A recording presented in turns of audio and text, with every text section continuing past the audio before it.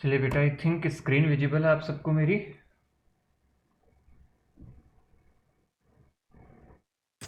Yes sir. चलिए बेटा, कहानी शुरू की जाए। चलिए, सबसे पहले हम देखते हैं कि पोटेंशियल जो हम निकालते थे स्फेरिकल कैपेस कंडक्टर्स का, लेट से, तो वो किस तरह से निकाला जाता है। एक बार के लिए मैं वापस से दूसरे पेज पे ही बेटा क्विकली बता देता हूँ, अपने को देख लेते हैं। सो लेट्स सी कि किस तरह से हम पोटेंशियल फाइंड आउट करेंगे। बेटा, अपने पास में जो होलो कंडक्टर्स वगैरह होते हैं उनके पोटेंशियल में एक कॉमन सी बात है कि आप देखेंगे तो उसकी रेडियस मान लो आर रहेगी, चार्ज रहेगा सिग्मा कूलम पर मीटर स्क्वायर, आपको चार्ज डेंसिटी दे रखी है, और क्यू मान लो टोटल चार्ज है। यहां से बेटा हमारे तीन केस आते थे। पहला केस हम लेते हैं जब आर ग्रेटर देन आर रहता है, when this R is greater than R. बेटा सिंपल सी बात है, किसी भी पॉइंट पे पोटेंशियल निकालना है तो हमारे पास फॉर्मूला रहता है minus of infinity to R E D T are.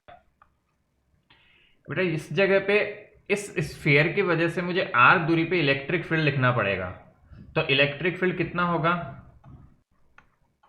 तो वो आपको पुराने चैप्टर से याद होना चाहिए। स्फीयर की वजह से इलेक्ट्रिक फील्ड होता है जो पॉइंट चार्ज की वजह से होता है, into D R.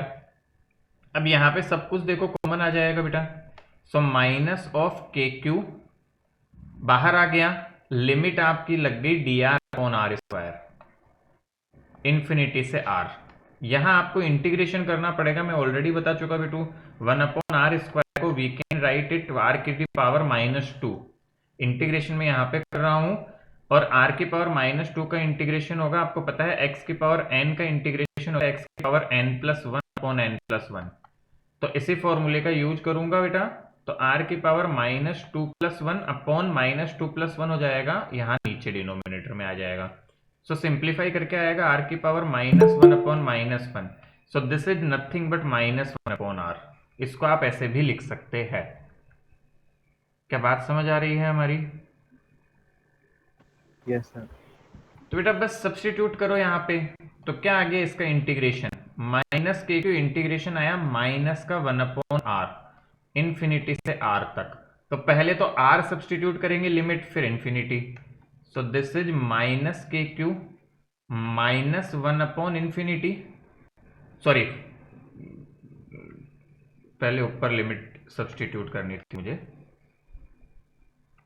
So here it goes -1/r, और एक माइनस फॉर्मूले का बेटा -1/इन्फिनिटी। ये 1/इन्फिनिटी हो जाता है 0। तो देखो माइनस के क्यू और -1/r मिलके बन गए के क्यू बाई आर। तो हमेशा याद रखने की बात हो गई कि एक स्फेयर के बाहर पोटेंशियल उतना ही आता है जितना पॉइंट चार्ज की वजह से आता है बेटा। बेटा this is very common thing, आप हमेशा ध्यान रखो, फॉर्मूला वही आता है जो पॉइंट चार्ज की वजह से आता है। किसी भी स्फीयर के बाहर आर दूरी पे पोटेंशियल वही होता है जो एक पॉइंट चार्ज की वजह से होता है, that is K Q by R. The potential due to point charge is also K Q by R, और इलेक्ट्रिक फील्ड भी देखो वही होता है जो पॉइंट चार्ज की वजह से होता है। अब बेटा कॉमन बात है, आर इक्वल टू आर पे चाहिए तो क्या करो, क्या स्मॉल आर की जगह कैपिटल आर रख देंगे? Yes sir. तो आंसर आएगा के क्यू अपॉन कैपिटल आर। अब बेटा आपको अंदर चाहिए किसी भी पॉइंट पे, तो हम बोलते हैं इसके अंदर इलेक्ट्रिक फील्ड 0 होता है बेटा। स्फीयर्स के अंदर जो आपके तीन तरह के होते हैं होलो वाले, मतलब होलो कंडक्टिंग, होलो नॉन कंडक्टिंग और सॉलिड कंडक्टिंग, इन तीनों के अंदर इलेक्ट्रिक फील्ड 0 होता है। तो ये इक्वी पोटेंशियल सरफेस का काम करते हैं बेटा। तो अंदर भी पोटेंशियल उतना ही होगा जितना इसकी सरफेस पे होता है। तो आर लेस देन आर के लिए भी आंसर आता है K by R. So this is a for first type of spheres, जो आपके तीन होते हैं जिनके अंदर चार्ज नहीं होता है। जिनके भी अंदर चार्ज नहीं होगा, अगेन रिपीट करूं, सीधा फॉर्मूला डेरिवेशन है बेटा। यही डेरिवेशन आपका पॉइंट चार्ज की वजह से होता है, एग्जैक्ट सेम वही डेरिवेशन हम स्फीयर के लिए रिपीट करते हैं, एग्जैक्टली सेम। तो ट्रूली स्पीकिंग यदि हमें पॉइंट चार्ज की वजह से आता है तो बेटा आपके लिए यहाँ पे कोई भी नई चीज सीखने के लिए नहीं है, it is exactly same without any change. अब यहीं पे मैं सेकंड कैटेगरी की बात करूं बेटा, ध्यान से देखना। जब हम बात करते हैं सॉलिड नॉन कंडक्टिंग स्फीयर की, तो सॉलिड नॉन कंडक्टिंग स्फीयर की बेटा वही बात, रेडियस आर, बट अब के बार इसके अंदर भी चार्ज होगा, तो हम बोलते हैं रो इसकी चार्ज डेंसिटी है, रो कूलम पर मीटर बेटा, और चार्ज क्यू है। अब कुछ बच्चों को बेटा यहाँ दिक्कत आती है, क्योंकि हम चाहो तो पहले लिख लो। मुझे एक बात बताओ, इसके अंदर इलेक्ट्रिक फील्ड कितना होता है, कौन बताएगा?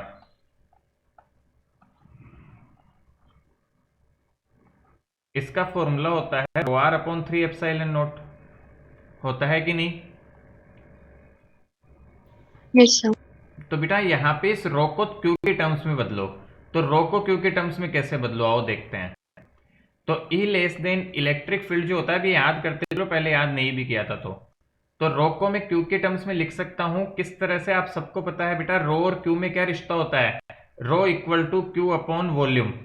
सो वॉल्यूम से मल्टीप्लाई कर दो, सो आपके पास में क्यू बाई वॉल्यूम हो जाएगा रो। ठीक है बेटा, सो क्यू तो है आपका क्यू और वॉल्यूम इस स्फीयर का, सो क्यू यहां से हमारे पास में अपॉन वॉल्यूम कितना आएगा 4/3 पाई आर क्यूब।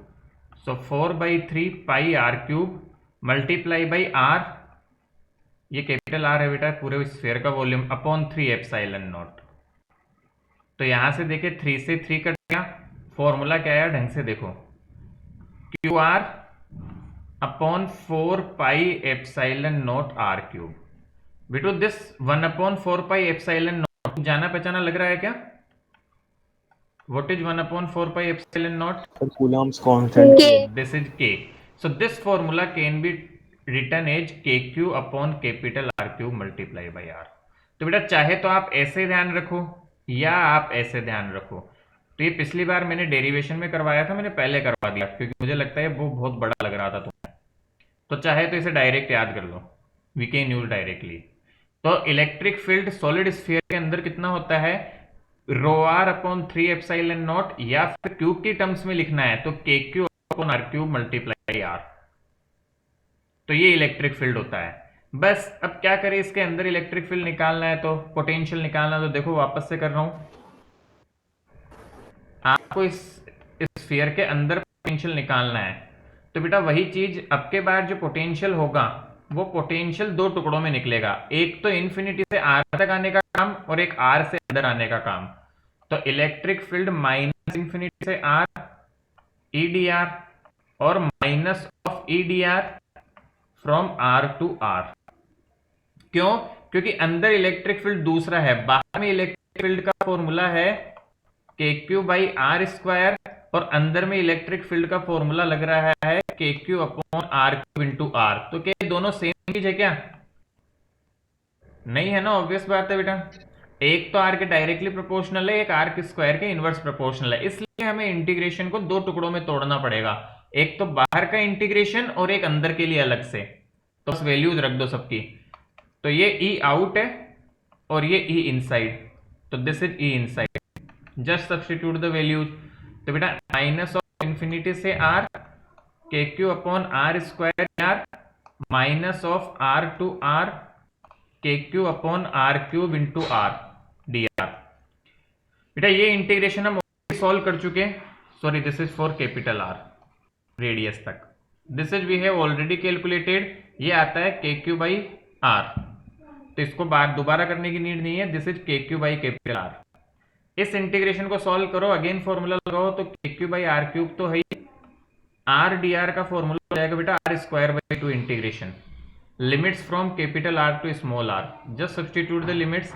तो K Q by R minus K Q by R cube, bracket में बच्चा बनेगा, यहां से 2 कॉमन ले रहा हूं, ये ब्रैकेट में आ जाएगा R square minus R square. यहां तक एक बार खुद से देखो, क्या किसी स्टेप को रिपीट करूं क्या, just see if I need to repeat any step. ये तुम्हें ध्यान रखना ही पड़ेगा, ये इसका शॉर्टकट नहीं बेटा, मेमोरी बेस्ड है, समझो this is memory based thing. तो वी कैसे लिखना है अंदर, ये तुम्हें याद करना पड़ेगा, उसके बाद तुम्हें कोई दिक्कत आ रही है क्या यहां से यहां तक पहुंचने में, मुझे बता दो, तब तो मैं रिपीट करूं। First line we will have to remember.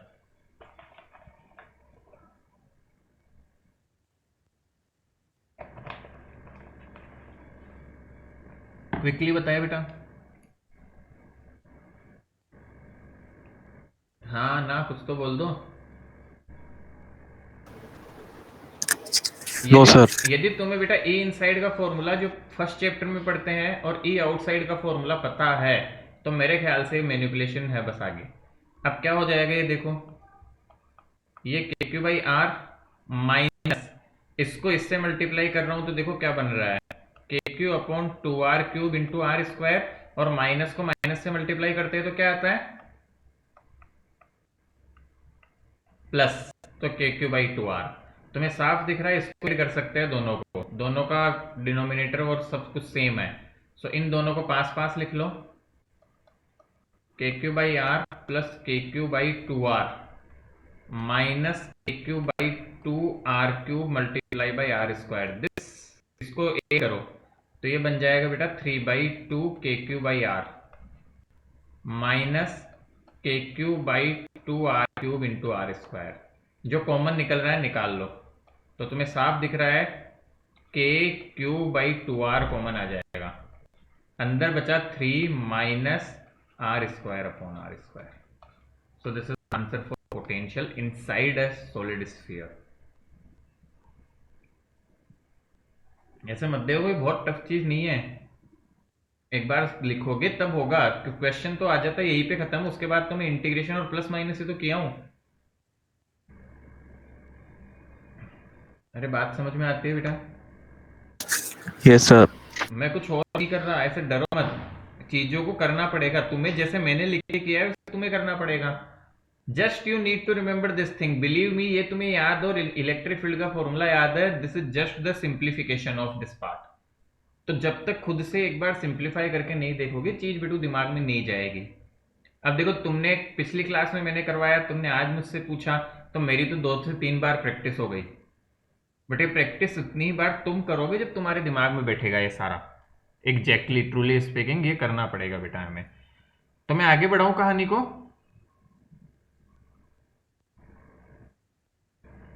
एक समरी बना देता हूं मैं। You remember the formula, what is the summary I am writing here. सब बच्चे इसको ध्यान से देखेंगे बेटा। समरी हमें बोलती है कि हम यहां पे बेटा इलेक्ट्रिक फील्ड के फॉर्मूले लगेंगे, लिखेंगे, और यहां पे पोटेंशियल के। पहले मैं लिख रहा हूं 3 टाइप के स्फीयर, कौन से, ये आपने जो था solid conduct, hollow conducting, hollow non conducting and solid conducting. तो पहला बेटा आर ग्रेटर देन आर, तो इलेक्ट्रिक फील्ड होता है K Q upon R square और पोटेंशियल होता है K Q by R. R equal to R, electric field होता है K Q by capital R square और पोटेंशियल होता है K Q by capital R. R less than R, electric field 0, potential के Q by are. क्या आसान है याद रखना बेटा? ये याद रखना बहुत आसान है। कैसे? बाहर के पॉइंट्स के लिए ऐसा मान लो कि स्फीयर पॉइंट चार्ज की तरह बिहेव करता है, और तीसरा मतलब फोर्थ स्फीयर अपना आता है सॉलिड नॉन कंडक्टिंग। तो सॉलिड नॉन कंडक्टिंग के लिए आर ग्रेटर देन आर के लिए इलेक्ट्रिक फील्ड वही सेम फॉर्मूला, क्योंकि उसके लिए स्फीयर कैसा काम करता है, पॉइंट चार्ज की तरह बाहर के पॉइंट्स के लिए। R equal to R, again the same formula, the only difference will be R less than R. ये थोड़ा सा पेचीदा और ये थोड़ा टफ भी है, तो कॉम्पिटिटिव एग्जाम का फेवरेट है बेटा ये पार्ट। तो यहां पे आर लेस देन आर का फॉर्मूला आता है बेटा, 2 फॉर्मूले याद रख सकते हो, आर अपॉन 3 एप्सिलॉन नॉट, और चार्ज के टर्म्स में याद रखना चाहो तो के क्यू अपॉन, सॉरी बेटा अब यहां पे मैं लिख ले नहीं पाऊंगा, यहां मैं लिख रहा हूं ना, K Q upon R cube multiply by R. This is electric field. और इसके लिए पोटेंशियल जब लिखूं तो पोटेंशियल यहां लिखा हुआ है बेटा, पोटेंशियल का फॉर्मूला हो जाएगा K Q by 2r multiply by 3 minus R square upon R square. तो देखा जाए तो केवल ये अलग से याद करने की जरूरत है तुम्हें, बाकी सब सीधा सीधा है बिल्कुल। कैसे? द गोल्डन स्टेटमेंट बिल्कुल अच्छे से याद रखो, हमेशा मैं पहले भी बता चुका, आपको आधे रात में भी स्टेटमेंट याद होना चाहिए। सर एक मिनट पीछे कर दो सर, एक बार समरी लिख लेते हैं। एक बार लिखवा दूंगा बेटा, रुको। For Yes, sir. Outside points, for outside points, outside का मतलब सरफेस पे या सरफेस के बाहर, आउटसाइड का मतलब क्या है, पॉइंट जो है वो greater than equal to R है। स्फीयर बिहेव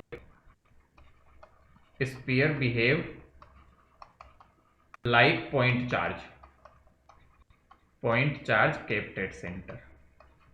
तो बेटा जिस पॉइंट चार्ज के फॉर्मूले का है ना, उसके लिए ये बिल्कुल खत्म है, इसको याद रखने की भी जरूरत नहीं है। जिसको पॉइंट चार्ज के फॉर्मूले पता है, बताओ कोई मैं तुमसे पूछूं आर डिस्टेंस पे कितना इलेक्ट्रिक फील्ड होता है पॉइंट चार्ज की वजह से, सबको पता है KQ by R square. V कितना होता है KQ बाई आर, ये सेम सरफेस पे आर सरफेस है बाहर के लिए पॉइंट चार्ज होता है KQ by R square R. अंदर थोड़ा अलग से ध्यान रखना पड़ेगा। एसएनसी के लिए अगेन ये दोनों सेम है जैसा उनके लिए है, और यहाँ का बस थोड़ा सा अलग आता है, दैट्स इट। बेटा this is a very simple procedure, फॉर्मूले याद रखने के होते हैं बस हमारे पास। लास्ट फॉर्मूला हमारे बोर्ड के लिए कम इंपॉर्टेंट होता है, ये वाले दो फॉर्मूले, बट हमारे कम्पिटिटिव एग्जामिनेशंस के लिए काफी इंपॉर्टेंट होता है, इससे ज्यादा पोर्शन आता है।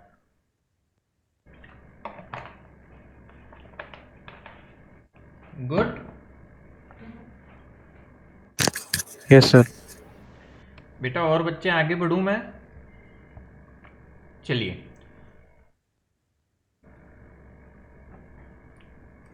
बेटा, हम पिछली क्लास में हमने कैपेसिटर पे बात की थी, मैं अगेन थोड़ा सा रिपीट करते हुए चलता हूं। कैपेसिटेंस क्या है किसी भी कंडक्टर का? तो बेटा कैपेसिटेंस निकालने का हमने फॉर्मूला बताया था, C is equal to Q divide by V। हाँ कि नहीं?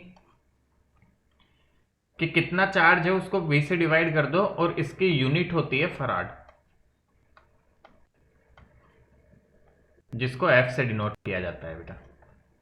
तो पिछली क्लास में हमने प्रूफ किया था कि हमने फॉर्मूला देखा था कि कैपेसिटेंस निकालना हो तो चार्ज को पोटेंशियल से डिवाइड कर दो, और इसीलिए बेटा हमने स्फीयर्स के पोटेंशियल निकाले, क्योंकि हमें बार बार जरूरत पड़ती रहेगी। अब इसी कड़ी में पिछली क्लास में हमने स्फेरिकल कंडक्टर का कैपेसिटेंस भी देख लिया था। I am just rewriting again. किसी को याद formula?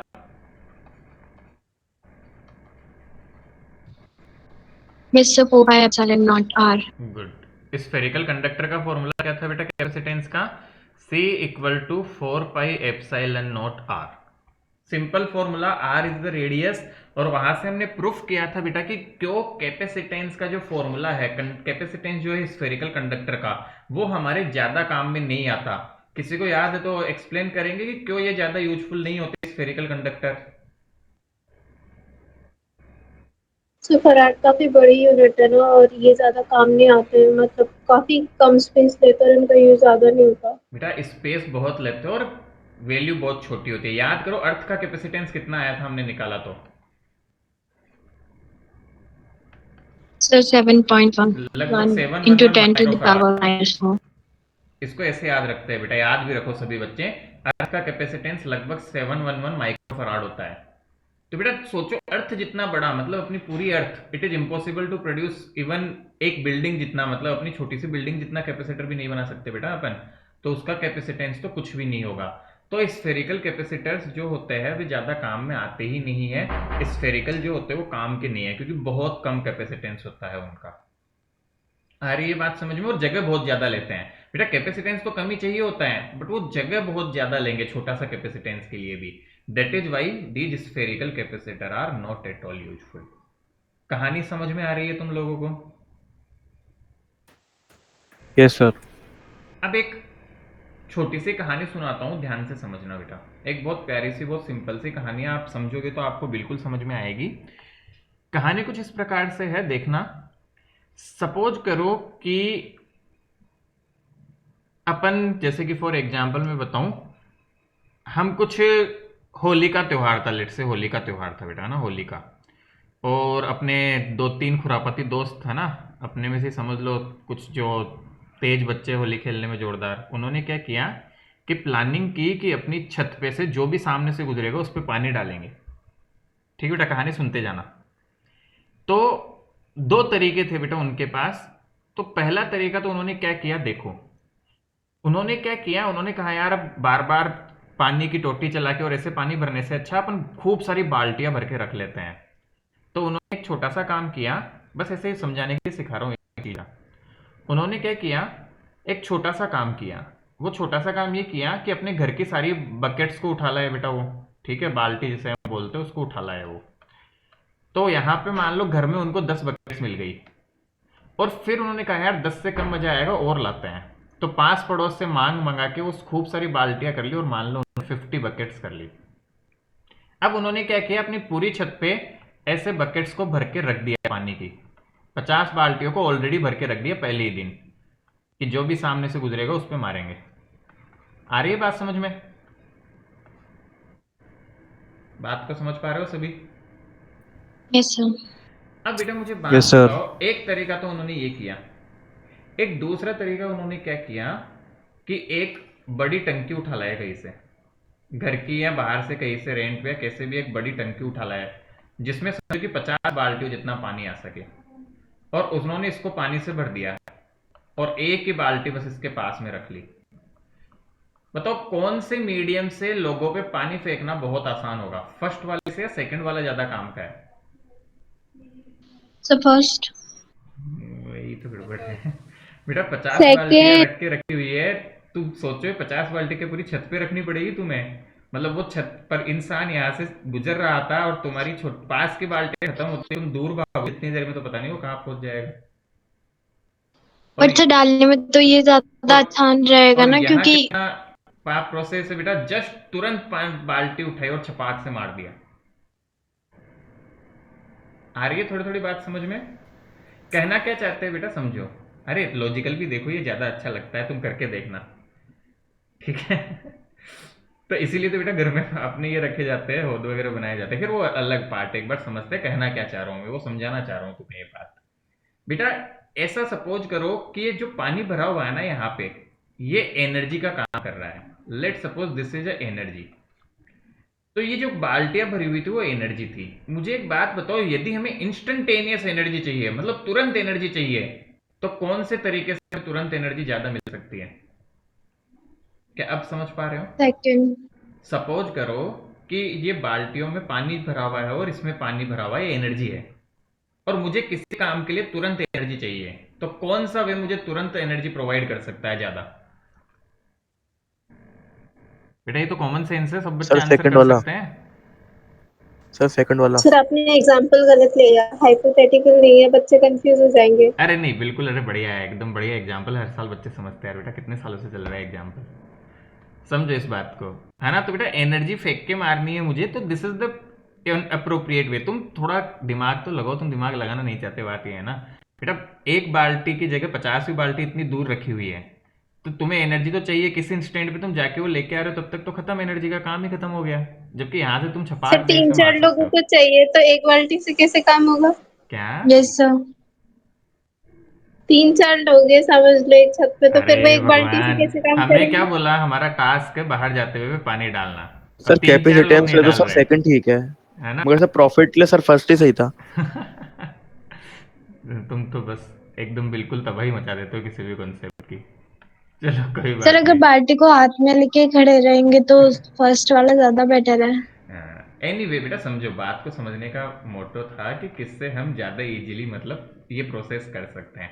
In any way it's fine, वैसे this is the first time जब इस पे इतने सारे क्वेश्चंस आ रहे हैं, totally fine. I will think of something next time, ठीक है? फॉर द टाइम बिंग क्या समझाना चाह रहा था बेटा, कि एनर्जी यदि बेटा एक रीजन में कन्फाइंड हो जाए, ध्यान से समझो, कैपेसिटर का काम क्या होता है? इंस्टेंटेनियस एनर्जी प्रोवाइड करना। क्या बात समझते हैं बेटा? The work of capacitor is to store energy and provide instantaneous energy. तो यदि कैपेसिटर एनर्जी को बेटा एक पर्टिकुलर रीजन में स्टोर करे पूरी एनर्जी को, तो क्या आसान होगा उसको एनर्जी प्रोवाइड करना? अब समझ में आ रही है बात? ये बात तो समझते हो कम से कम? Yes sir. सर बिल्कुल एक कॉमन टाइम पे एक सेंस। ही डिवाइस को दे सकता है क्या? हाँ हाँ हाँ, बिल्कुल, सबके लिए स्पेसिफिक कैपेसिटर्स होते हैं अपने पास में।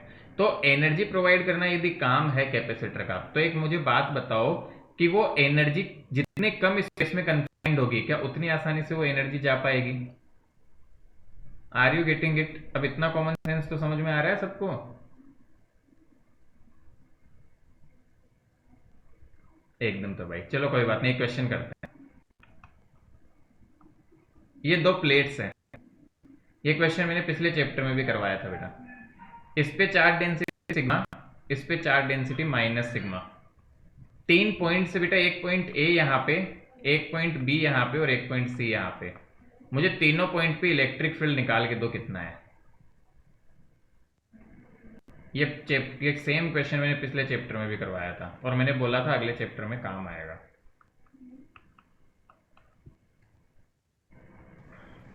सर आपने ये भी कहा था कि है ना कैपेसिटर ही है ये। हाँ, तो बताओ एक बार क्या होगा, बताओ जरा। So B और C पे तो 0 और A पे सिग्मा बाय एप्सिलॉन नॉट। हाँ, कैसे निकाला था हमने बेटा? जिनको नहीं याद दोबारा बताता हूँ बेटा। एक प्लेट की वजह से सिग्मा, जिस पे चार्ज डेंसिटी हो, उसकी वजह से इलेक्ट्रिक फील्ड का फॉर्मूला होता है सिग्मा बाई 2 एप्सिलॉन नॉट। तो बेटा आप पहले हम ए पॉइंट पे देखें तो बेटा इसलिए प्लस चार्ज की वजह से इलेक्ट्रिक फील्ड दूर जाता हुआ होता है और माइनस चार्ज की वजह से इलेक्ट्रिक फील्ड पास आता हुआ इसी तरफ। तो दोनों इलेक्ट्रिक फील्ड सेम तरफ हो गए तो दोनों एड हो जाएंगे आपके। तो फर्स्ट का आंसर आएगा sigma by 2 epsilon naught plus sigma by 2 epsilon naught. So answer will be sigma by epsilon naught. B point पे देखोगे बेटा तो प्लस की वजह से तो इधर होगा बट माइनस की वजह से खुद की तरफ होगा। क्या दोनों एक दूसरे के उल्टे हैं? Yes sir. तो दोनों कट जाएंगे। तो यहाँ आंसर 0। इसी तरह सी पे देखोगे तो प्लस की वजह से दूर जाता हुआ, माइनस की वजह से पास आता हुआ, फिर से सी पे भी 0। तो बेटा एक बात को समझो, क्या दो प्लेट्स के बीच में इलेक्ट्रिक फील्ड पूरा का पूरा प्लेट्स के बीच में ही है? क्या इनकी प्लेट्स के बाहर इलेक्ट्रिक फील्ड होता है क्या? No sir. हाँ, ये सबसे बड़ी खास बात है बेटा कि पूरी जो इलेक्ट्रिक एनर्जी वो केवल प्लेट्स के बीच में है। एंड दैट्स वाई ये जो सेटअप होता है दो प्लेट का, इसको बोला जाता है पैरेलल प्लेट कैपेसिटर। अभी डिटेल में लिखूंगा इसके बारे में, चिंता मत करो। We call it parallel plate capacitor और यही हमें पढ़ना है पूरे चैप्टर में। इसी की सारी कहानी चलेगी पूरे चैप्टर में, जितना बच गया आपने। Again I am repeating. तो ये एक समझाना चाह रहा था तुम्हें कि जब एनर्जी बेटा एक कन्फाइंड स्पेस में होती है ना तो वो बहुत यूजफुल होती है। तो इसके बाहर एनर्जी है ही नहीं, तो इसको चारों तरफ जाके एनर्जी नहीं लानी पड़ेगी किसी को देनी है, तो ये तुरंत प्रोवाइड कर देगा झपाक, एकदम झटके में। थोड़ा दिमाग में घुसा? Yes sir. That's the benefit of parallel plate capacitor. ये सबसे बड़ा बेनिफिट होता है पैरेलल प्लेट कैपेसिटर का, इसलिए पैरेलल प्लेट कैपेसिटर यूज किया जाता है बेटा। तो क्या समझे? दो प्लेट्स हैं और उसकी वजह से बेटा हमने इलेक्ट्रिक फील्ड को ध्यान में रखना है। तो ये तो हमेशा रट्टा होना चाहिए, बिल्कुल टिप्स पे होना चाहिए। दोनों साइड बाहर 0, बीच में सिग्मा बाई एप्सिलॉन नॉट, हमेशा टिप्स पे होना चाहिए। फिर sigma is the charge density, और सिग्मा को तुम्हें पता ही है हम कैसे लिख सकते हैं, उस पर सारी बात करेंगे। तो बेटा ये कुछ इतना काम करिए, रिपीट किया है मैंने, कुछ इतना लिखने की नीड नहीं है यहाँ से। अब मैं एक्चुअल में शुरुआत कर रहा हूँ, वहां से लिखना शुरू करना, ठीक है? So let's quickly start with the actual topic, that is parallel plate capacitor. अब पहले अच्छे से समझ लेना इसको।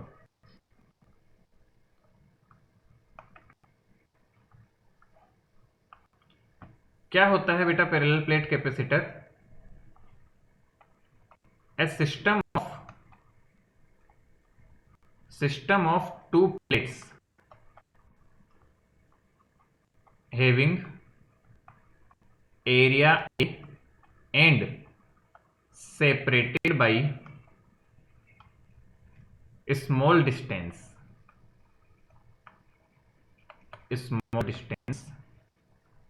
उसको हम D बोलेंगे बेटा, स्मॉल डिस्टेंस को। A system of two plates having area A and separated by small distance and have opposite charge densities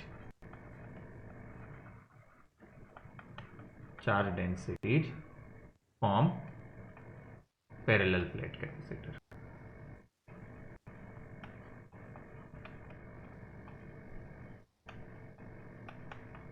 मतलब क्या हुआ बेटा? एक ऐसा सिस्टम जिसमें दो प्लेट्स होंगी जिनका एरिया ए है और उनको कुछ डिस्टेंस पे सेपरेट करके रख दिया, जिसको हम डी बोलेंगे। और क्या होना चाहिए साथ ही? उन पे अपोजिट चार्ज डेंसिटीज होनी चाहिए। तो ये क्या बनाएगी हमारे पास में? पैरेलल प्लेट कैपेसिटर बनाएगी। तो क्या समझे मतलब? देखो बेटा, कुछ ऐसा डिस्ट्रीब्यूशन होता है, कुछ ऐसा होता है। ऐसी दो प्लेट्स होंगी आपकी,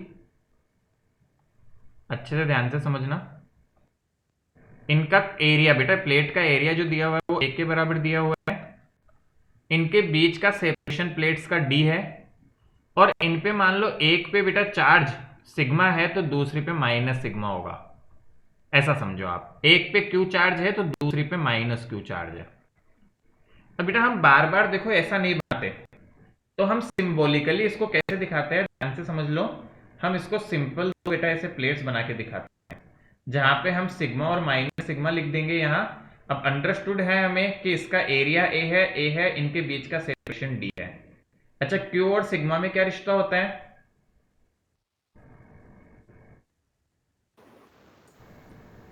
sigma is equal to Q Q by upon A, metre square. Q upon A। Yes sir. तो ये हमें बात पता होनी चाहिए। तो बेटा this is a parallel plate capacitor. मेरे हिसाब से पैरेलल प्लेट कैपेसिटर क्या होता है, समझ में आता है सबको?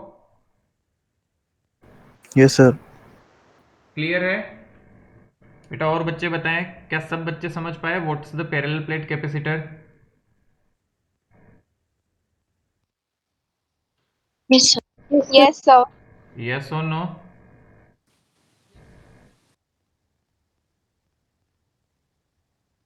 अरे बोल तो दो। Yes, sir. Yes, Yes, sir. Good. तो हमें ध्यान में रहना चाहिए कि पैरेलल प्लेट कैपेसिटर क्या है। क्या हुआ ये? चलो बेटा, so we should know what is the parallel plate capacitor. यहां तक क्लियरिटी है हमें? कोई दिक्कत हो तो बताओ बेटा। No sir. श्योर?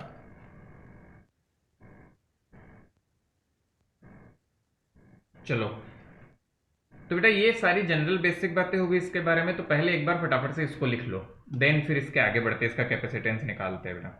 तो जल्दी से ये हेडिंग लगा के इसको नोट डाउन करो।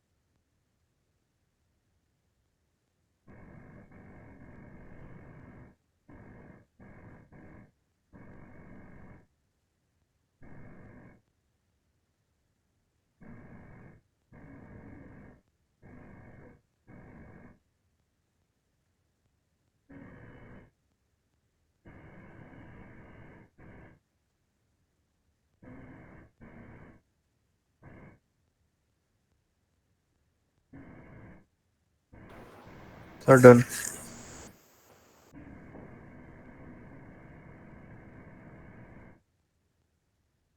डन? Yes sir. गुड। चलिए बेटा आगे बढ़ाते हैं फिर कहानी को।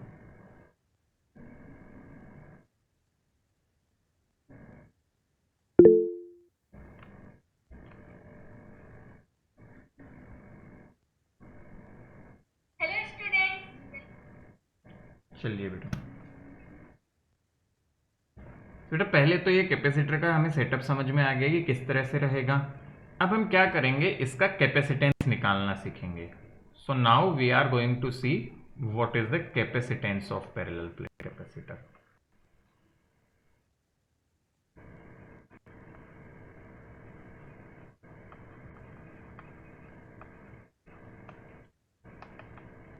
तो कोई आइडिया देगा कैसे निकालें?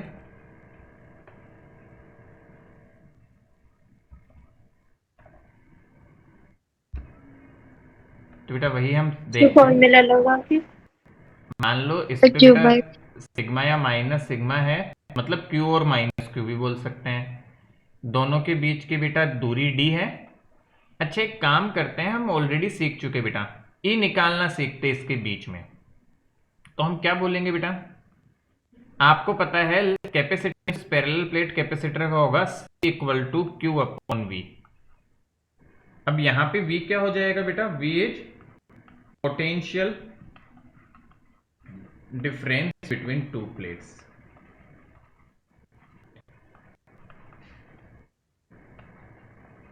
इस कैपेसिटर की प्लेट्स के चारों तरफ पोटेंशियल हो जाएगा बेटा, ठीक है। अब देखो बेटा क्या करेंगे, हमें V निकालना है, तो सबसे पहले इलेक्ट्रिक फील्ड निकालते हैं। तो इलेक्ट्रिक फील्ड कैसे निकालें? तो बेटा आपका electric field between the plates, electric field between plates E can be written as sigma by 2 epsilon naught plus sigma by 2 epsilon naught, that is equal to sigma by epsilon naught. According to this diagram इस electric field की direction किधर होगी, कोई बताएगा? क्या इस तरफ? Yes sir. Yes sir. बढ़िया। तो बेटा इलेक्ट्रिक फील्ड पता चल गया। एक बात बताओ, क्या इलेक्ट्रिक फील्ड इसके बीच में कोई भी पॉइंट लो उस पर डिपेंड कर रहा है क्या? प्लेट्स के बीच में, हम प्लेट्स के बीच में कोई भी पॉइंट ले, क्या ये इलेक्ट्रिक फील्ड इस बात पे डिपेंड कर रहा है कि वो पॉइंट कहां पे है, या डिस्टेंस से इंडिपेंडेंट आता है प्लेट का इलेक्ट्रिक फील्ड? साफ दिख रहा है इंडिपेंडेंट है, यस सर। है कि नहीं बेटा? समझ आ रहा है हमें? तो अब हम क्या बोलेंगे बेटू, इलेक्ट्रिक फील्ड आपका यूनिफॉर्म है, तो यूनिफॉर्म इलेक्ट्रिक फील्ड है, तो पोटेंशियल डिफरेंस हम लिख सकते हैं बेटा, potential difference V is equal to E multiply by D. So this will become sigma by epsilon naught multiply by D. ये मैं कैसे बोल पा रहा हूं? याद करो हमारे पास फॉर्मूला होता था बेटा, यदि तुम लोगों को याद है तो एक सिंपल फॉर्मूला होता था अपने पास में, E equal to dV by dl। कुछ याद आ रहा है क्या? Yes sir. सो यहां से dV को E dl लिख सकते हैं। अब बेटा जब कांस्टेंट है इलेक्ट्रिक फील्ड तो केवल लेंथ को पूरा ले लो, so we can write V equal to E D, मतलब E into length between them, यदि इलेक्ट्रिक फील्ड कांस्टेंट होता है तो। So we are going to use the simple formula sigma D by epsilon naught, this is the simple formula. तो ये अपने पास में V आ गया। तो अब बताओ कैपेसिटेंस निकालना है तो क्या करूं? क्यों कहा जी? Q by V। तो बेटा क्या Q upon करेंगे, V। देखो अपने पास V भी पता चल गया, तो कैपेसिटेंस हो जाएगा Q divide by V। Q को लिख सकता हूं बेटा मैं सिग्मा A, और पोटेंशियल हम निकाल चुके sigma by epsilon not multiply by D. तो ध्यान से देखो सिग्मा से सिग्मा गया, आंसर आया A epsilon naught by D. So this is a capacitance of parallel plate capacitor. हमें आपसे आधी रात में भी याद होना चाहिए। क्या तुम्हें फॉर्मूला देख के साफ समझ में आ रहा है कि this is independent of charge and V, जो मैं 1000 बार बता चुका बेटा अब तक, 1000 तो नहीं बट अब कम से कम 5-7 बार तो रिपीट कर ही चुका कि कैपेसिटेंस चार्ज और पोटेंशियल पे नहीं, शेप साइज इन पे डिपेंड करता है। क्या साफ दिख रहा है तुम्हें? एरिया, लेंथ बिटवीन प्लेट्स और एप्सिलॉन नॉट इन सब पे डिपेंड कर रहा है। समझ आ रही है बात? Yes sir. यस वापस सर। रिपीट करें, बहुत आसान डेरिवेशन। दो पैरेलल प्लेट है, उसका हमें पता है बेटा क्या होता है कैपेसिटर, वो सब मान लिया। तो C क्या होता है? Q by V। तो पहले इलेक्ट्रिक फील्ड लिखा, इलेक्ट्रिक फील्ड आया सिग्मा बाई एप्सिलॉन नॉट। तो बेटा सिग्मा बाई एप्सिलॉन नॉट जो इलेक्ट्रिक फील्ड आया, तो पोटेंशियल डिफरेंस हमने लिखा सिग्मा E इंटू डी, ये याद रखना है बेटा, when electric field is uniform. तो इस फॉर्मूले को यूज कर लिया, अब सीधा बस फॉर्मूला में जाके रख दिया, Q बाई V, Q को लिख सकते हैं सिग्मा A, पोटेंशियल लिखा और फटाफट से अपना आंसर आ गया A epsilon naught by D. So this is the one thing which we are going to use a lot, ठीक है? Is it clear?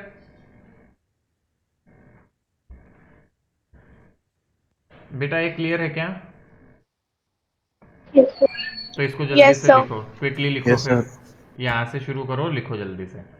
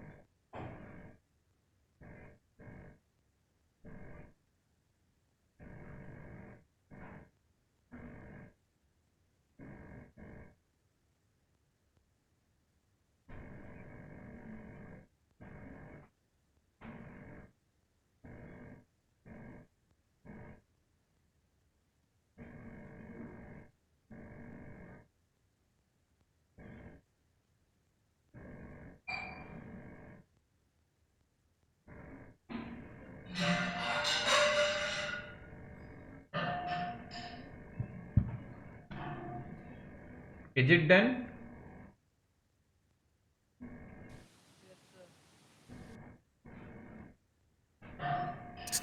Yes sir. बेटा ये बहुत आसान है। अब देखो इसमें आसानी है, अब टफ नहीं है। जो टफ था वो हो गया, अब बहुत आसान चलेगा।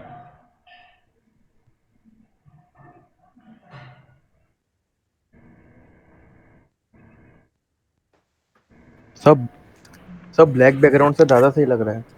हाँ वो चेंज किया बेटा, अपना वीडियो था ना, उस पर एक हमारे साथ के टीचर ने कमेंट किया था यूट्यूब पे कि sir try the black background, तो इसलिए मैंने चेंज करके देखा है। गुड, सर ये सही लग रहा है अब। तुम्हारा भी फीडबैक आया तो अच्छी बात है।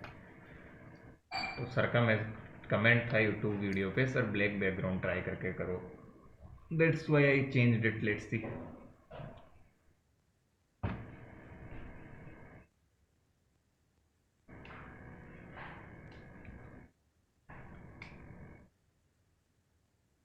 Is it good?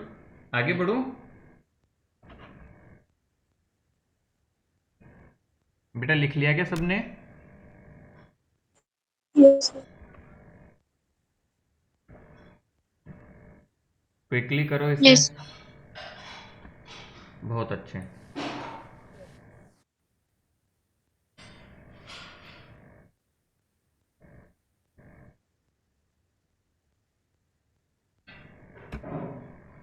चलिए जल्दी से इसे कंप्लीट करो।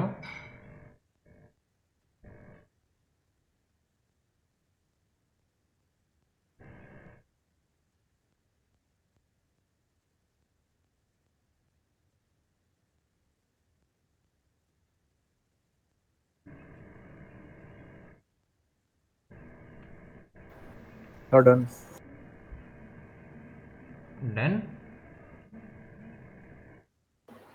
Yes sir.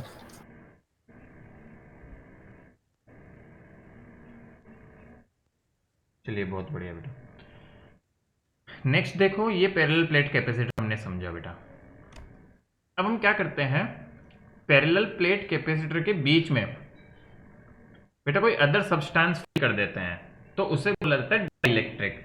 डाइलेक्ट्रिक डिटेल में थोड़ी सी चर्चा वैसे हम जानते हैं, डाइलेक्ट्रिक कांस्टेंट वगैरह बेटा, इसके बारे में डिटेल चर्चा थोड़ा बाद में भी करेंगे हम, बट अभी के लिए देखते हैं बेटा capacitance with dielectric. Capacitance when dielectric substance is completely filled, is completely filled sir ये with इलेक्ट्रोलाइट होता है क्या? बेटा ये कोई भी एक इंसुलेटर टाइप से ही होते हैं बेटा। डाइलेक्ट्रिक सब्सटेंस है जिनका डाइलेक्ट्रिक कांस्टेंट दिया होगा, मतलब कोई भी सब्सटेंस ऐसा समझो जिसका डाइलेक्ट्रिक कांस्टेंट होगा, ठीक है। Okay sir. तो ऐसा कोई चीज होती है, आपको तो डाइलेक्ट्रिक कांस्टेंट रहेगा बेटा। तो तब कैपेसिटेंस में क्या चेंज आएगा? वैसे तो तुम बिना सोल्व किए बता सकते हो, बताओ जरा। You all can tell without solving. Medium आ जाता तो क्या फर्क पड़ता है?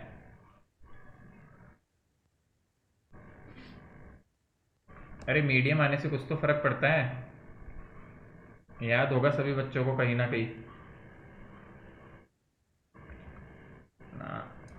एप्सिलॉन नॉट किस में बदल जाता था? एप्सिलॉन। अरे ये आंसर एक्सपेक्टेड थे बेटा, भूल जाते हो। एप्सिलॉन। हाँ, तो आंसर तो मैं बिना सोल्व के लिख सकता हूँ। आंसर आएगा equal to epsilon naught epsilon are by D, where epsilon R is dielectric constant of the substance. Answer मैं डायरेक्ट दे सकता हूँ, बट बात यह है कि ये आंसर आया कैसे है या कैसे आ रहा है, ये हमें देखना पड़ेगा, ये प्रूफ करना है हमें। तो बेटा क्या करूंगा, ध्यान से समझो। हमने वही कैपेसिटेंस बनाया, ठीक है, बीच की दूरी दी, और इसके अंदर पूरे के अंदर बेटा एक सब्सटेंस फिल कर दिया। अब मुझे एक ऐसी दूसरी लेयर बना के दिखा रहा हूँ, वो गैप नहीं है बीच में बिल्कुल, बट समझाने के लिए बेटा, ये पूरा का पूरा सब्सटेंस फिल कर दिया, जिसकी विड्थ भी अप्रोक्सीमेट डी ही है, और जिसका डाइलेक्ट्रिक कांस्टेंट है बेटा इस सब्सटेंस का एप्सिलॉन आर। ठीक है, इसका डाइलेक्ट, बहुत ज्यादा लाइंस खींच दी मैंने। इस सब्सटेंस का dielectric constant is epsilon R, ऐसा समझो बेटा। The dielectric constant is epsilon R इस सब्सटेंस का। तो अब बिटू देखो, हम आप कैपेसिटेंस कैसे निकाले, प्रूफ करते हैं इसको, आओ समझते हैं। तो अब क्वेश्चन आपके सामने होगा कि सर इसको कैसे करें। तो सेम तरीके से चलेंगे बेटा, कोई टेंशन लेने की जरूरत नहीं है, एकदम बिल्कुल बेसिक होगा। देखते हैं कैसे होगा, आइए समझते हैं बेटू। So how we are going to do it, very simple procedure. वही बात करेंगे बेटा, कैपेसिटेंस क्या होगा बताओ इसका, क्या Q अपॉन ए, सॉरी को Q अपॉन वी होगा कि नहीं? वही sigma yes minus sir. Sigma, Q charge है माइनस क्यू चार्ज है, एरिया ए है प्लेट्स का, वो सब बातें दी है, मतलब ये लिखना है हमें ना। तो बेटा आओ वही प्रोसेस करते हैं, इलेक्ट्रिक फील्ड निकालते हैं। तो बेटा आपको पता है electric field between plates, electric field between plates जो हो जाएगा E, that can be written as this time. बेटो आपको पता है E in medium can be written as E in air upon epsilon r. बोलो याद है सबको, जो फोर्स के लिए होता था वही इलेक्ट्रिक फील्ड के लिए भी लगता यस है। सर। Yes sir. एग्जाम में भी क्वेश्चन सेम कॉन्सेप्ट पे। तो यहाँ पे मीडियम आ गया बेटा बीच में, तो मैं क्या करूंगा, और मीडियम पूरे में भरा हुआ है तो दिमाग ही नहीं लगाना। तो इलेक्ट्रिक फील्ड जो हो जाएगा बेटा आपका बिटवीन प्लेट सबके बार, वो होगा sigma by 2 epsilon epsilon r, इसको एप्सिलॉन आर से डिवाइड करूंगा तो plus sigma by 2 epsilon naught epsilon r, where you can state this formula कि E in medium will be equal to E in air upon epsilon r. बोलो बात समझे। तो अब के बार देखो इलेक्ट्रिक यस फील्ड सर। कितना आ गया बीच में प्लेट्स के, sigma by epsilon naught epsilon r. कोई दिक्कत? क्या पूरी प्लेट के बीच में ही मीडियम था, तो पोटेंशियल ड्रॉप कितना आ जाएगा अक्रॉस प्लेट्स V, क्या होगा V का formula, sigma E into d. Epsilon. तो बेटा sigma by epsilon naught epsilon r into d, t. रख दो फॉर्मूले में। So this implies capacitance is equal to Q upon V, Q can be written as sigma A upon this is sigma by epsilon naught epsilon r multiply by d. बेटा आपका sigma से sigma गया, ये epsilon epsilon are ऊपर पहुंच गया, तो A epsilon naught epsilon are by d. So this is the answer for capacitance in presence of dielectric। गया दिमाग में? Yes sir. अच्छा बताओ कैपेसिटेंस बढ़ गया या कम हुआ डाइलेक्ट्रिक लगाने से? सर बढ़ गया। बढ़ गया, क्योंकि एप्सिलॉन आर की वैल्यू हमेशा ग्रेटर देन 1 होने वाली है। तो बेटा capacitance increase, so we can also write in this case capacitance increase as compare to air. In this case capacitance is epsilon r times more, epsilon r times more than air। समझ आ गया सबको? बेटा आसान था ये derivation तो, yes sir. मेरे ख्याल से this is the simplest derivation we are going to do. तो क्विकली इसको नोट डाउन करो जल्दी से।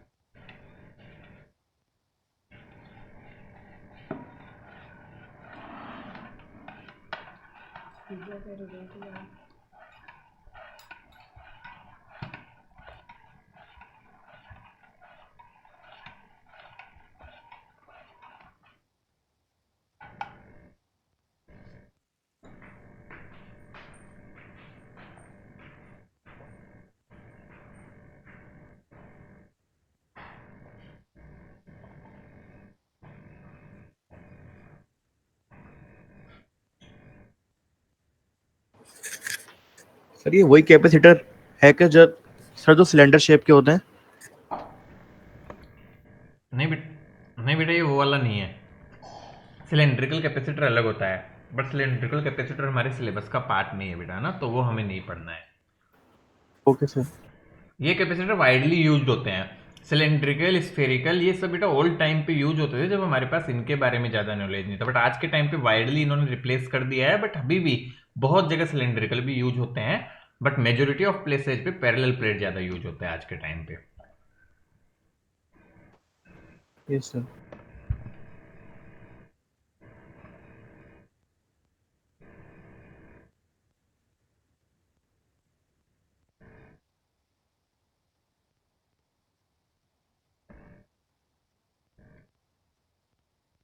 लिख लिया बेटा सबने? Sir done. Done. Yes sir.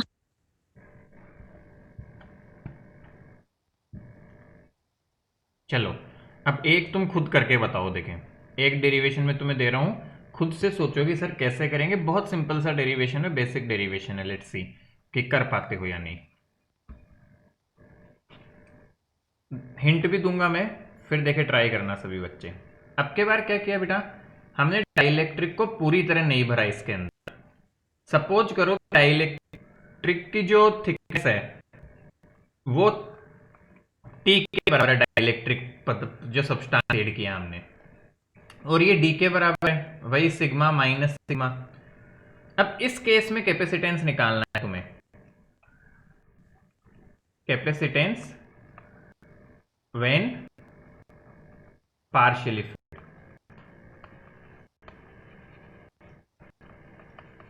मतलब पूरा स्पेस नहीं भरा बेटा।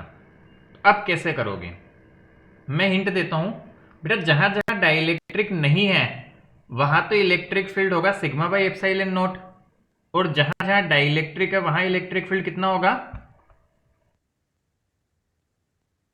Sigma by epsilon naught epsilon r. बिल्कुल, बहुत बढ़िया। तो बेटा जहां जहां डाइलेक्ट्रिक जितने हिस्से में नहीं है, क्या उसका पोटेंशियल डिफरेंस लिख सकते हैं? वहां का इलेक्ट्रिक फील्ड गुणा उतनी लेंथ मल्टीप्लाई बाई, और जहां डाइलेक्ट्रिक है वहां का पोटेंशियल डिफरेंस होगा डाइलेक्ट्रिक का इलेक्ट्रिक फील्ड मल्टीप्लाई बाई उतनी लेंथ। तो अब कोशिश करो देखे करने की। मैंने हिंट दिया है, जस्ट ट्राई, जितना बढ़ सकते हो उतना तो बढ़ो। एटलीस्ट इलेक्ट्रिक फील्ड तो लिखो जहां डाइलेक्ट्रिक और जहां नहीं है वहां। Just try it out. I am giving you 2-3 minutes, कोशिश करो देखे। बिल्कुल होगा बेटा।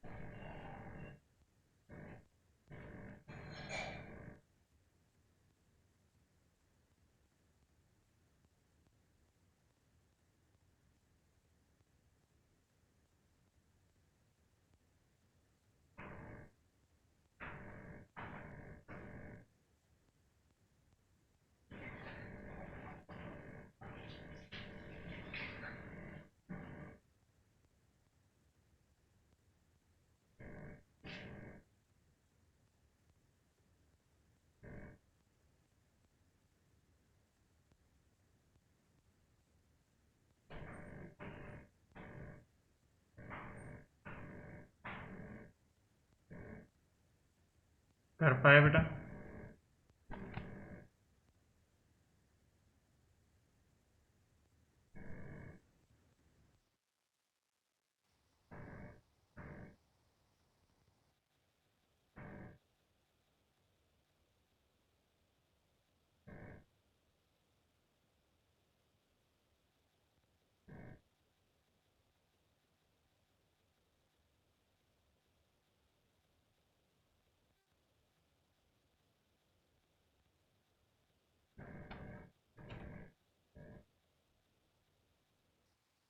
चलो देखो बेटा, मैं बताता हूँ, आसान है। देखो, सबसे पहले तो वही बात बेटा, कैपेसिटेंस क्या होगा?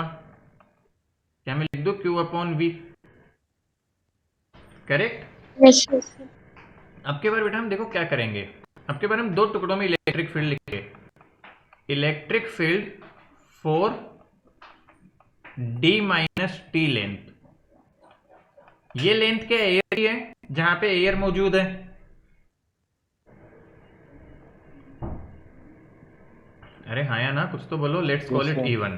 साइड में यस से सर। स्पेस की ना। हाँ मतलब कहीं भी हो सकता है बेटा। बेटा जरूरी नहीं यहीं पे होती है, इसके जस्ट पास में भी रख सकते थे। बट क्या टोटल जगह जहां पे एयर है वो डी माइनस टी लेंथ की हो गई।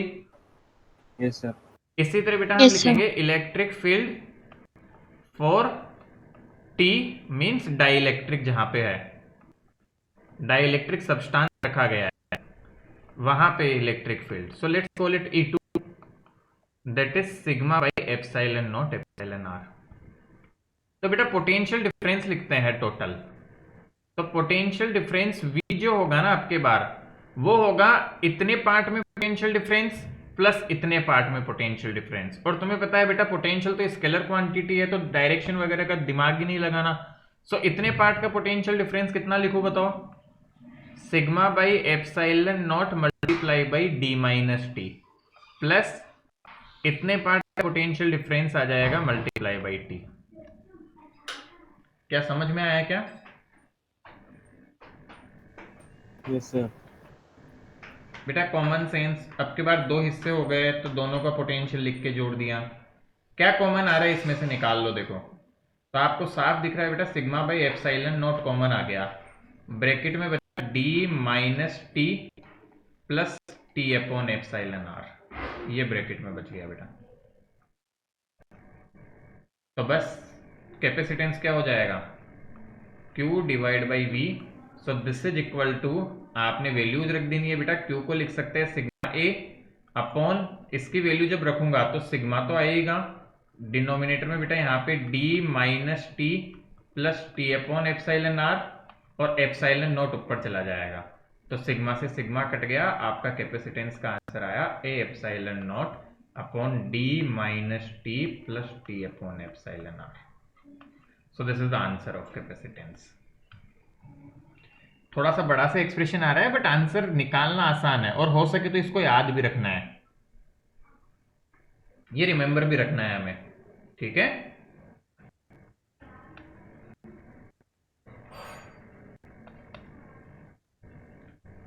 क्या समझ में आया क्या?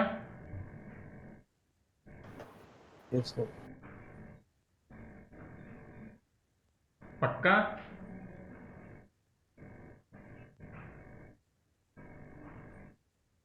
यस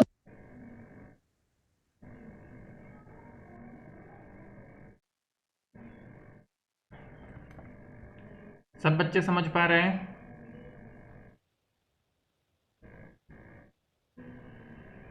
चलो एक एग्जाम्पल करते हैं बेटा जल्दी से।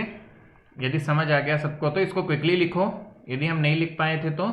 बेटा बहुत आसान है, सी अब टफ नहीं है, अब द थिंग्स आर इजी। अब बस दिमाग में बैठनी चाहिए क्या कर रहे हैं।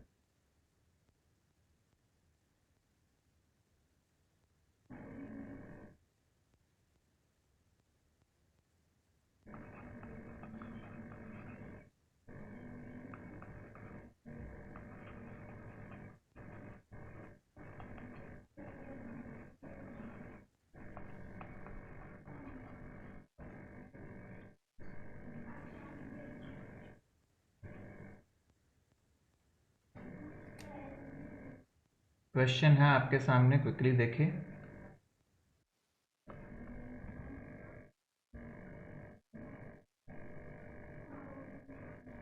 सब बच्चे देख पा रहे हैं क्वेश्चन बेटा? Yes sir. करो ट्राई।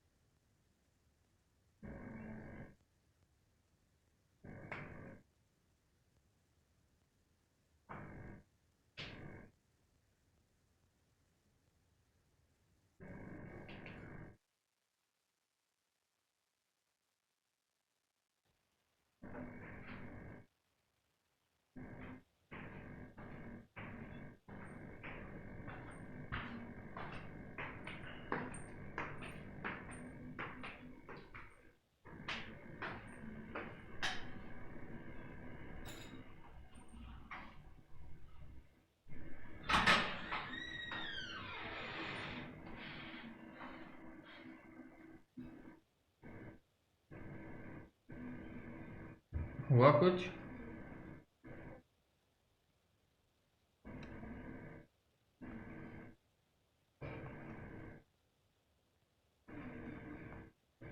मान लिया डी दूरी है, वही सिग्मा विग्मा से फर्क नहीं पड़ता। लेट से एरिया ए है और इनके बीच में आधा भरते हुए, आधा भरने का मतलब हो गया कि इसकी लेंथ डी बाई टू, तो टी की वैल्यू है डी बाई टू। तो इनिशियल कैपेसिटेंस लिखो C1, let's call it C1 A epsilon naught d, जब कुछ भी नहीं था। C2 हो जाएगा बेटा A epsilon naught upon d minus T plus T upon epsilon r. सबकी वैल्यूज रख दो। A epsilon naught upon d minus d by two plus d by five, क्योंकि एप्सिलॉन आर दिया हुआ है 5। Just simplify it. कितना आ रहा है सिंप्लीफाई करके? A epsilon naught upon d by two plus d by five, so this comes out to be 10 A epsilon naught. यही आ रहा है क्या? हाँ या नहीं? चेक करो जरा।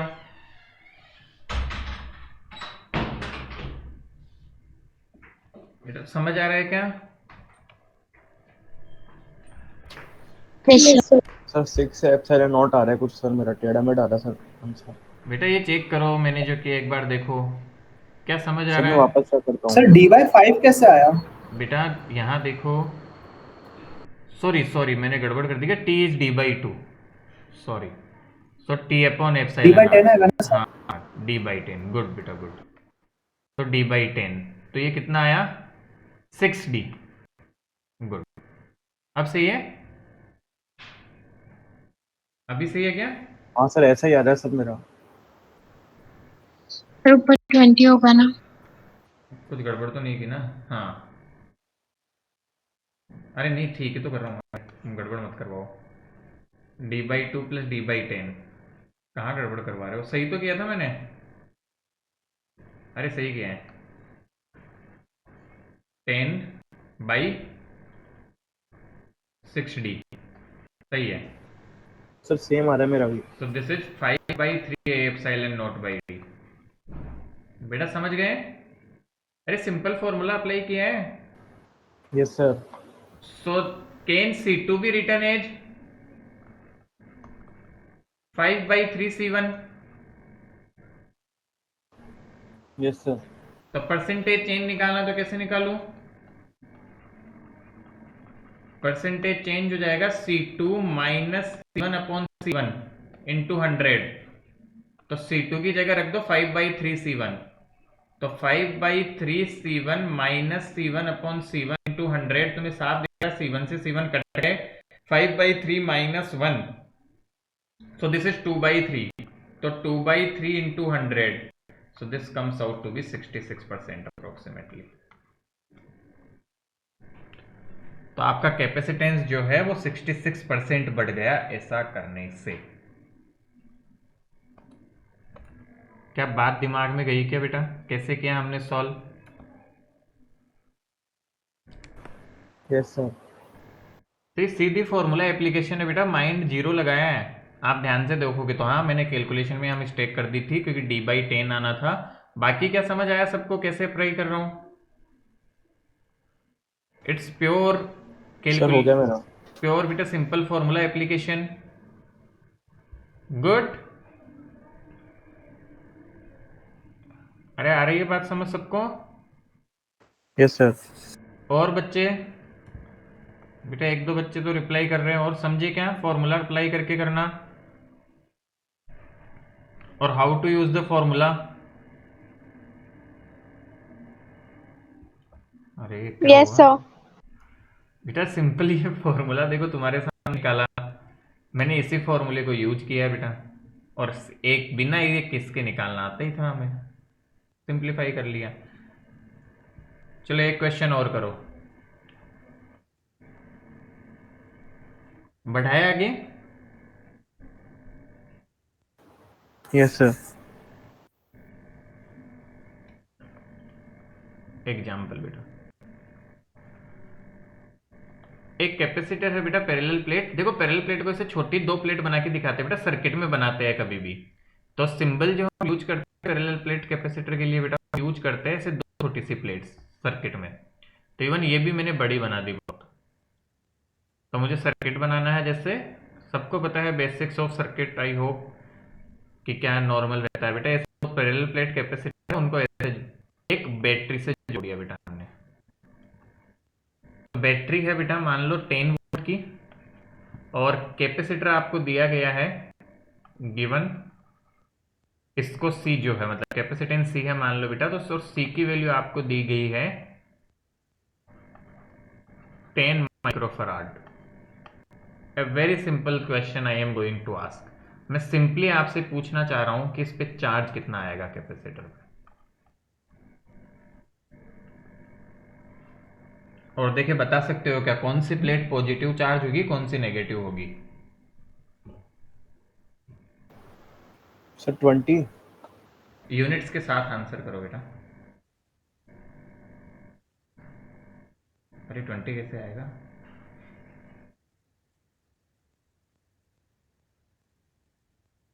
बेटा सीधा फॉर्मूला है चार्ज निकालने का। सर 100 माइक्रोफैराड अपॉन सेल वोल्ट की जो भी वो नहीं वही आएगा बेटा आंसर, तो कुल्लम वही बदल जाएगा ना उसमें, चार्ज कुल्लम में बदल जाएगा बेटा, इसको इससे मल्टीप्लाई करोगे तो फराड और वोल्ट को कुल्लम।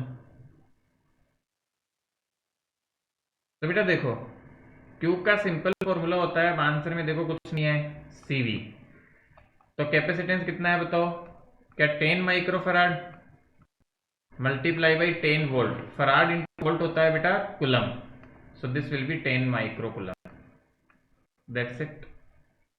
कौन सी प्लेट पे पॉजिटिव आएगा? सर 100 माइक्रो कूलम होगा ना? हाँ सॉरी 100, सॉरी 100 माइक्रो कुलम। कौन सी प्लेट पे पॉजिटिव चार्ज आएगा? अरे जो पॉजिटिव टर्मिनल से जोड़ी है। सर लेफ्ट वाली। और कौन सी पे नेगेटिव आएगा? राइट जो वाली। नेगेटिव टर्मिनल से जोड़ी है। बात समझ आई? Yes sir.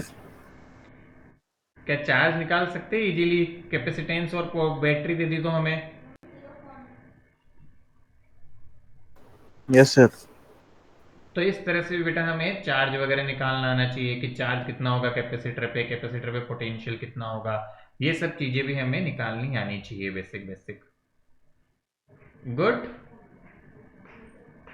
एक और क्वेश्चन करो, देखता हूं दिमाग लगता है क्या। पहले चैप्टर का कॉन्सेप्ट काम आएगा बेटा।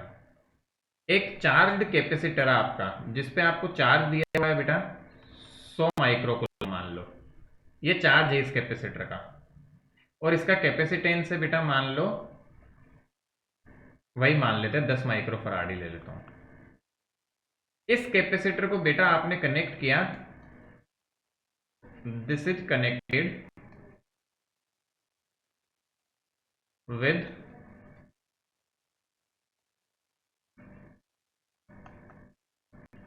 कैपेसिटर ऑफ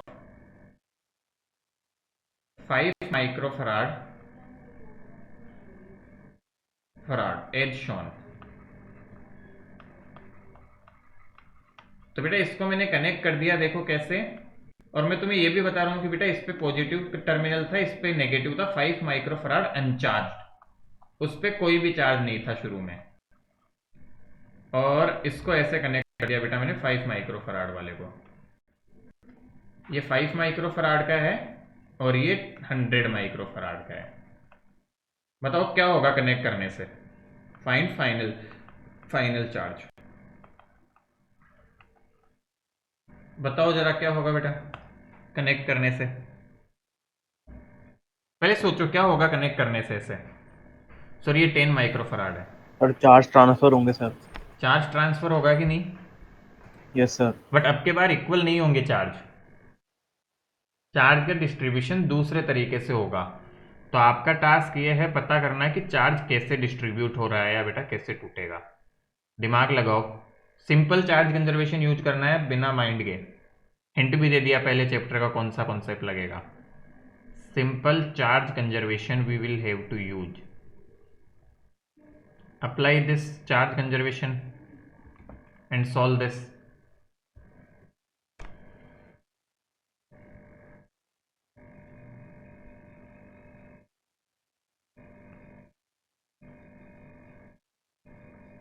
अच्छा बेटा दो कैपेसिटर को कनेक्ट करेंगे तो कौन सी चीज सेम हो जाएगी?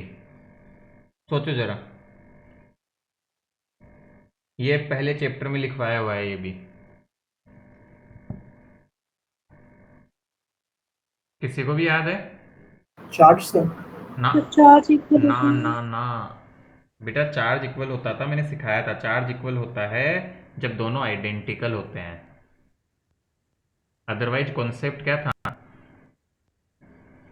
पोटेंशियल। हाँ, on connecting two capacitors potential become equal. अब चलो करो सॉल्व। अब मेरे ख्याल से होना चाहिए।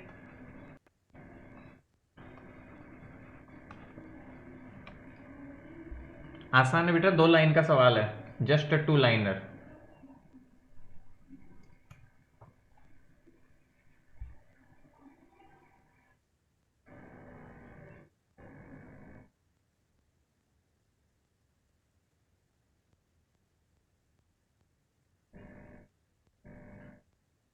Sir 50 microcoulomb. दोनों पे अलग अलग आएगा बेटा।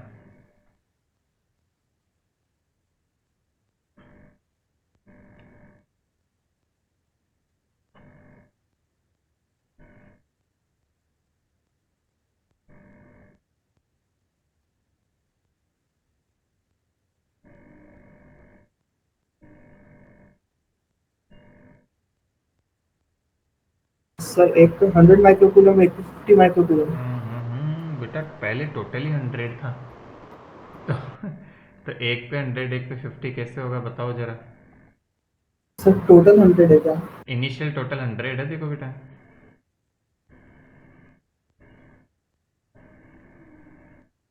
चलो देखो कैसे करेंगे बेटा। बेटा मान लो इसके भी पोटेंशियल इसके अक्रॉस भी हो जाता है V और इसके अक्रॉस भी हो जाता है V। क्या कॉन्सेप्ट समझे कि जब भी दो कैपेसिटर को कनेक्ट करेंगे तो उनका पोटेंशियल क्या हो जाएगा बेटा?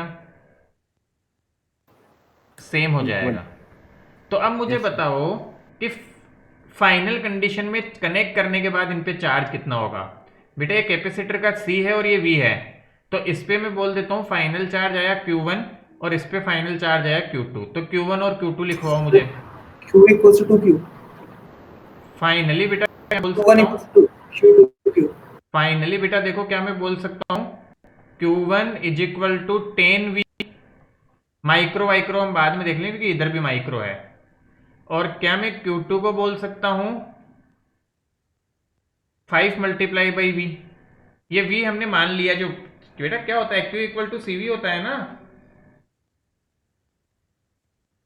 अरे हाँ या ना। Yes sir, yes sir. तो बेटा इनिशियल टोटल चार्ज कितना था, चार्ज कंजर्वेशन लगाएंगे अब।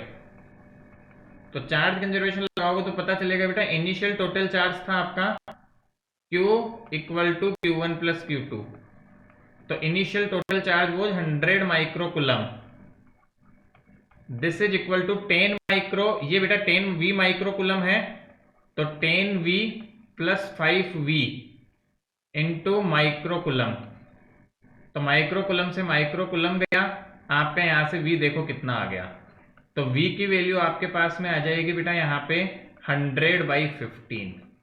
तो सिंप्लीफाई करो, देखिए कितना आया, 5 से कट किया तो 20 आ गया क्या।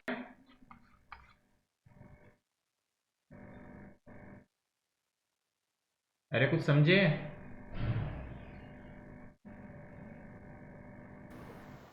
सर मैं वापस समझा दो। हे भगवान। बेटा क्या दोनों को कनेक्ट करने से पोटेंशियल सेम हो गया V और V।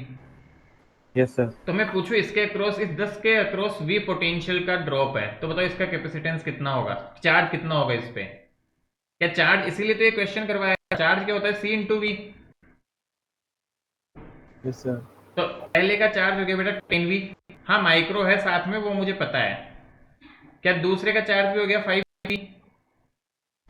Yes sir. बट हमें पता है चार्ज तो कंजर्व रहेगा भाई, तो इनिशियल टोटल चार्ज तो फाइनल टोटल चार्ज के बराबर होना चाहिए। तो इनिशियल चार्ज था 100 माइक्रोकुलम और फाइनल हो गया 10V प्लस 5V माइक्रो आएगा, वो यहाँ पे है माइक्रो मतलब लिखा हुआ है, ऐसा समझो। This is in microcoulomb, this is in also yes sir, microcoulomb. समझ आ गया। तो ये कट गए, तो V की वैल्यू क्या है, 20/3 रख दो यहाँ पे। तो Q1 कितना हो गया, Q1 हो गया 200/3 और Q2 कितना हो गया